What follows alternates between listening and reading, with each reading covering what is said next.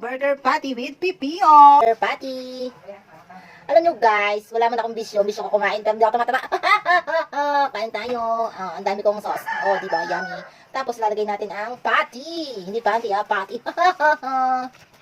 Yan, ang sarap kumain. My God. Ito tinatawag na walang pasok. Lamon. Lamon ng lamon. Tapos lagyan mo ng pipino. Healthy. Lagyan mo rin ng pepeno. O, di ba?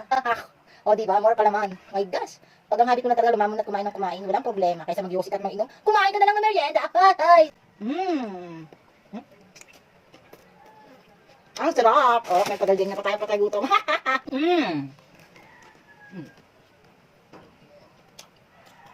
Yummy, yummy. Quality ba yung hanap mo at affordable sa budget mo?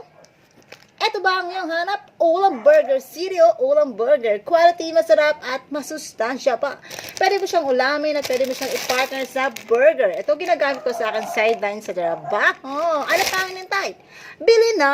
Ulam Burger Patty! Sarap talaga nito. CDO, baka naman. Bili na! Ano pa ginagawa? Bye na!